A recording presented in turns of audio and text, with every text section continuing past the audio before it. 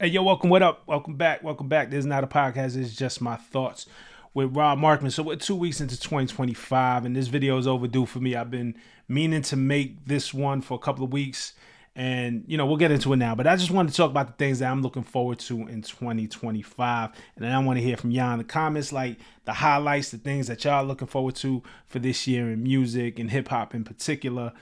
So like, subscribe, comment, do all that stuff. Talk to me. I talk back.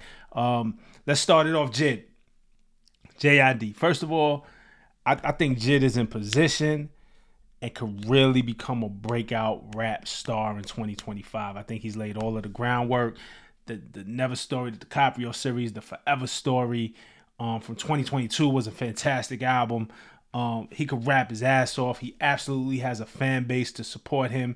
And with the right records in 2025, I think he could cross over, so to speak. I think he can enter the conversations that he currently isn't in. I think if you're a hardcore hip hop head and more than just a casual fan, Jid is kind of, if you know, you know, and he is incredibly popular. I do not want to take away from the fact that he is already incredibly popular, but I think he could rise to the level of us really throwing his name in those conversations consistently. Um, and I think it's about making the right records in 2025, right? Surround Sound gave us a hint. He showed us that he could make hit. Technically, that is the top 40 hit. That was top 40 on the Billboard chart. I think it peaked at actual 40. So Surround Sound gave us a hint. Surround Sound is double platinum.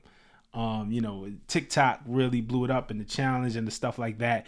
But that record had all the ingredients. The Aretha Franklin sample that most hip hop fans know from Mos Def, Miss Fat Booty, flipped into something more modern.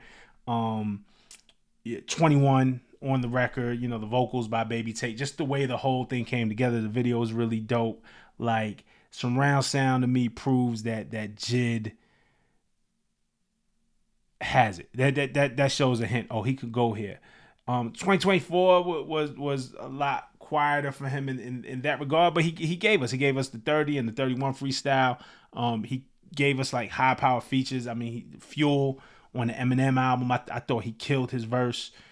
Crazier with Ab Soul, I thought that was a wild back and forth. But that Eminem fan base is different too. So I think just him being on the Death of Slim Shady again starts to lay the foundation to open him up for more people listening to him, and he did his thing in that Crazier record, like I said, with that. So I think the foundation is laid. Obviously, him being on Dreamville, the work that he's done with Dreamville, records like Stick, and he has it right.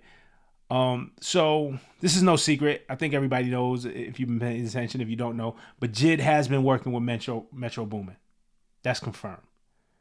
And we know what Metro does. I'm not gonna lie to y'all, I'm gonna be honest. I heard two of the J.I.D. Metro joints. And there's more than that I haven't heard, but I heard two. I absolutely heard two records several times. Got to sit with them. They got some heat. Jid also has this other record that I heard. And I'm not gonna say the name because I don't like spoiling nobody's rollout. When they eventually come out, and if y'all want to know, I'll be like, yeah, that was the one that I heard. Yeah, that was the one that I heard. Jid has another record that I heard that's produced by Christo. Christo is his man. They built a lot of the foundation together, so I don't think that's giving away any trade secrets. But he has another record produced by Christo that's hard. And I like what I've been hearing in the stash from Jid. So I'm expecting the big year from J.I.D. Plus, if Cole is truly bowing out of the game, like the rumors, like the speculation is, I feel like Jid is in prime position to carry on the Dreamville flag. So we'll see. Next thing that I'm looking forward to in 2025 is the Clipse album. Let God sort them out. The new Clipse album. I need that new Clipse album. This year has to be the year that it drops. Clipse dropped their last album back in 2009. And then, I know the story. Malice retired from rap. Push went solo. Gave us a hell of a solo catalog. But now Malice is back. They've been doing joints. They've been doing shows. They've been really kind of locked in. I think Pharrell is definitely at the helm of this album production wise. If he didn't do the whole thing in its entirety, I think I should have looked that up. I think Pusha said, don't get me the line, I don't want to mess this up, but I definitely know they've locked in. There's definitely Pharrell joints on here, and Pharrell's a big part of this. But they've been doing shows, they've been locked in. Like, it's not like Malice is coming in cold. He's actually been warming up for this for a couple of years. Shout out to everyone. If you know, who came out to the Genius Barbecue in 2023 at the Knockdown Center in Queens. I put that thing together. I booked that thing out. I had the Clipse headlining, and it was a show in New York City that everybody got to come through for free. And that was an amazing night, and they've been doing other shows too. But I've been looking forward to this, and there've been Clipse joints in the last couple of years. Back when Pusha dropped It's Almost Dry, the song I Pray For You, that's what really got me excited, because I love the way Malice comes in on that joint, right? And the story that I'll tell on that joint, I feel like maybe I told this story, maybe not on this platform, but I'm just gonna look up the lyrics because I kind of forget. Pusha had sent me an early version of It's Almost Dry, and it was mostly done, but there were like maybe feature verses missing. So I get to the joint, I Pray For You, and I get to the joint, I Pray For You, and there's a missing verse. Like, first of all, Pusha has the first verse, and he sets it up crazy, right? He has a bar. He's like, Harold Melvin without the blue notes, the past 10 years screaming Uno, then sidestep back into the duo. The king of the Pyrex, I'm my brother's keeper. If you listen and you dissect, all I talk is money. If you listen to my dialect, bitch, I shot grinding in my mama's projects. I'm just being honest with you. How's that for context? You can live forever when the shit you write is timeless. We gonna live forever because the shit we write is timeless. The shit we write. So you can live forever when the shit you write is timeless. We gonna live forever because the shit we write is timeless. Like, and then it's a blank verse. And when he said that, I said, yo, Malice, like he left the space open for Malice. Like, it was like the alley-oop, when he says Harold Melvin without the blue notes. You know what I'm saying? Harold Melvin and the Blue Notes was the group. So this is, I went solo. Harold Melvin without the blue notes. The past 10 years screaming Uno. Then sidestep back into the duo. And then he ends it. You can live forever when the shit you write is timeless. We gonna live forever because the shit we write is timeless. Right? And then, so as soon as I heard his bars and just knowing the intention and how he writes, I'm like, oh, Malice is gonna be in this joint. And then by the time the record actually came out, Malice starts his verse crazy, right? Malice comes in, tell me what I miss. New designer drugs and emotions I don't get. I don't Hellcat, still paddle when I shift. Vietnam flashbacks, I'm triggered by a sniff. But like, for him just to kind of come back and start his shit off and tell me what I missed.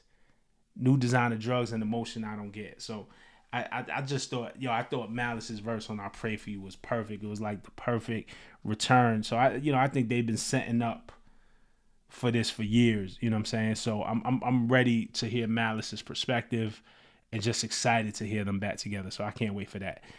Next on my list is a new Wale album. I'm ready for a new Wale album. To me, when we talk about blog era rappers, few of them, if any, rap better than Wale. As far as rappers from that era go, Wale is one of my favorite. I'm talking about the Drakes, I'm talking about the Coles, I'm talking about the Kendricks, I'm talking about the Big Seans. Wale, to me, is up there in that convo in terms of lyricism. I always point to, when we talk about Wale's place, think of J. Cole's False Prophets, where verse 1 is about Kanye, verse 2 is about Wale.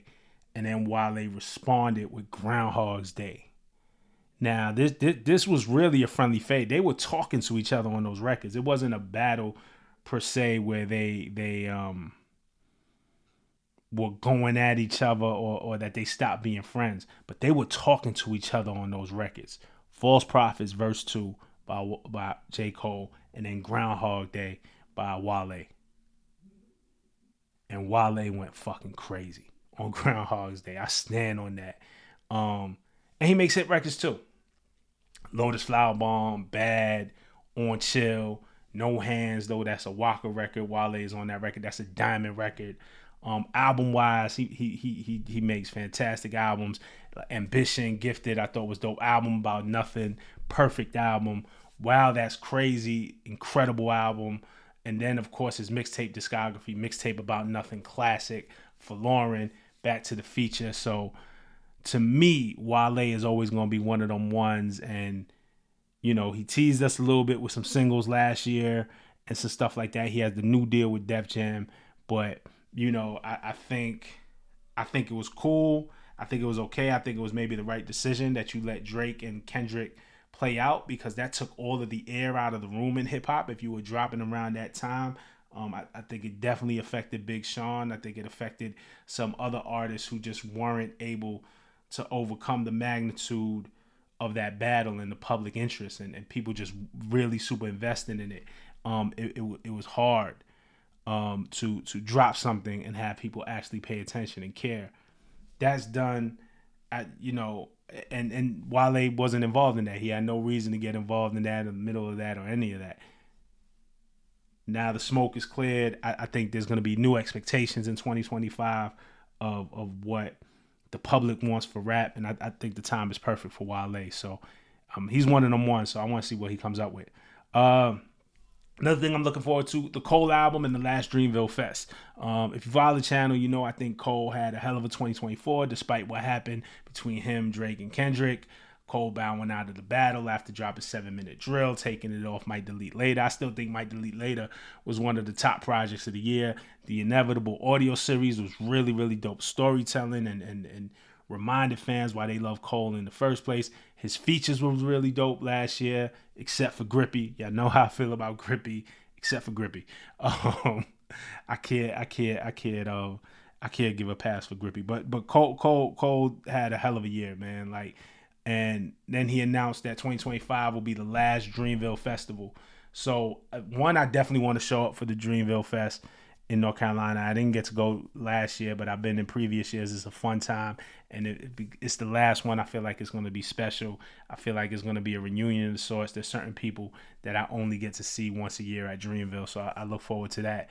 And then it just feels like Cole's not going to do the last Dreamville Fest without something new to perform. So my guess is the fall off comes right before that. Could be wrong. Feel like we're skipping It's a Boy.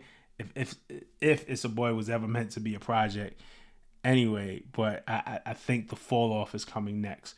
Regardless, just looking forward to what Cole is bringing in 2025. Next thing I'm looking forward to is the Joey Badass album. Joey Badass's last album, 2000, was fire. It was slept on. Shout out to my man A. Quincy Jones. He's part of the community, part of the Monthly Music Club. He says that all the time. He stands by that album.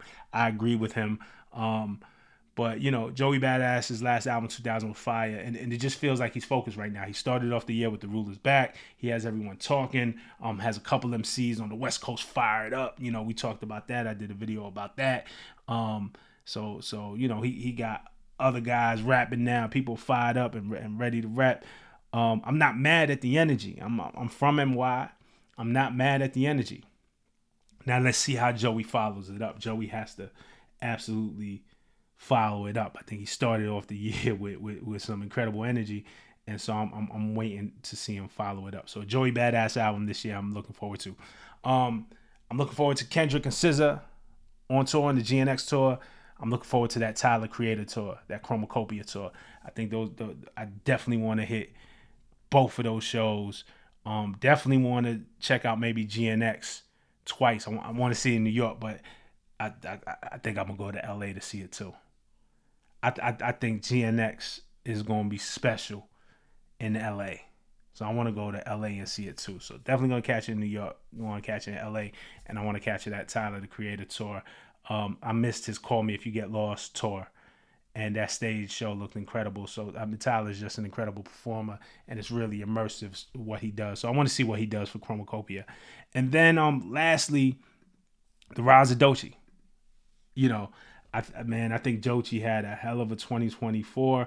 I want to see how she follows it up next year. I think she was just heating up towards the end of the year, just the way they were able to release Alligator Bites Never Heal. You know, we were on it as soon as it dropped. This channel was on it as soon as we dropped. Well, I talked about how dope it was as soon as it dropped. Did a whole video on it. And her and her team kept working the project and working the project and working the project, and the project keeps growing and growing and growing and growing. She's Grammy nominated. We'll see how the Grammys actually vote.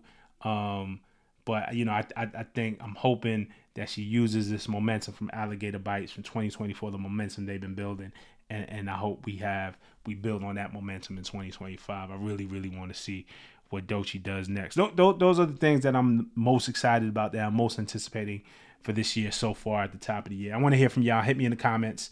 Let me know what y'all anticipating. Let me know if we're on the same page. Let me know just what y'all thinking, man. And I'll respond back. Y'all already know me, all right? Like, subscribe, comment, do all of that. Thank you for riding with me, all right? Till the next time. Peace.